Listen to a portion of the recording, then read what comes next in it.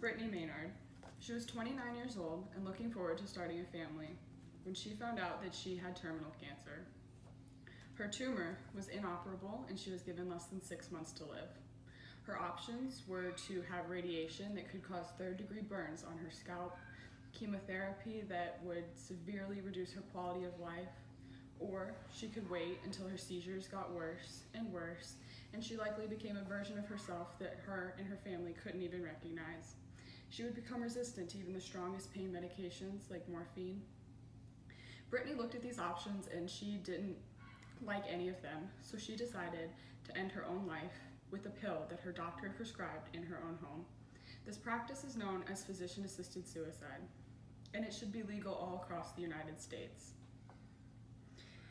According to psychiatrists Dr. Wen and Dr. Yeager in the Psychiatric Times, physician-assisted suicide is the practice of a doctor prescribing a pill that will purposefully end a life for a terminally ill patient, typically with less than 6 months to live. It is currently legal in 7 states in the United States. People that choose this option must take the pill that will end their life on their own free will, and if they decide to fill the prescription and never take it, that's perfectly fine. Brittany told her story to CNN, and she said that when she decided she wanted to use physician-assisted suicide, she had to leave her life behind in California and move to Oregon. In a time that she should have been cherishing with her family and friends, she instead had to focus on getting a new driver's license, voter's registration, a new house, finding new physicians, and more, all so that she could exercise her own right to die, because at the time, physician-assisted suicide was illegal in California. We often don't think about our own mortality, and if we were to be diagnosed terminally ill, how and when we would want to die. But, like Brittany, once it happens, it's all you can think about. And that's why the practice should be legal as an option for those who are terminally ill. The reason Brittany had to uproot her life in the first place was because this is a largely debated ethical issue. Lawrence R. Huntoon wrote in the Journal of American Physicians and Surgeons why he thinks that the practice should be illegal. Huntoon claims that it is not only immoral and unethical, but that anyone that partakes breaks their oath as a physician, and that if it were to be legalized throughout the entire world, it would lead down a path of destruction that the government would use as population control when they no longer wanted to pay for health care for people that were terminally ill.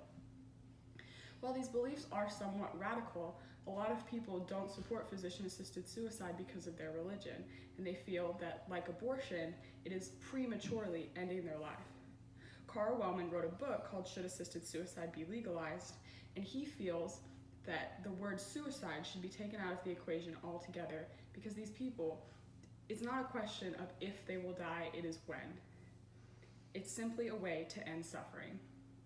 Statistics were done in 2 cases, one by the Death with Dignity organization in Gunter Louis, and they found that less than 2% of all the people that chose physician-assisted suicide even cited money or health care as a reason impacting their choice.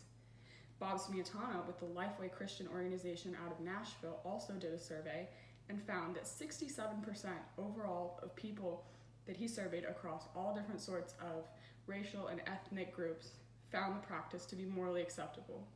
Even more surprisingly, 59% of Christian surveyed participants said that under the circumstances they had no issue with physician-assisted suicide.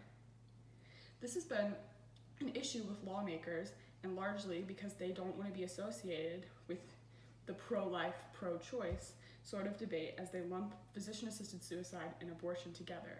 But the statistics should be considered, and physician-assisted suicide should be legalized. There should be no confusion that when someone is diagnosed terminally ill, that they will be forced to end their own life whether or not they are ready. They should simply have the option. Brittany Maynard described having the option as, quote, giving a sense of peace during a tumultuous time that would have otherwise been dominated by fear, uncertainty, and pain. She devoted her last few months to something called Death with Dignity, which is an organization supporting physician-assisted suicide and trying to get it legalized. She filmed her testimony because she knew she wouldn't be alive to actually be able to testify, and it was played for the legislature in California, and because of her, California became the 6th state to legalize physician-assisted suicide.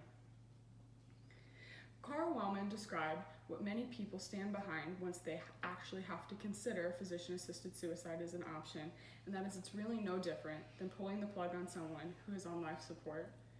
We don't see these people as having much person left, and that's exactly what Brittany Maynard wanted to avoid. When Brittany was faced head-on with her death, she chose to die.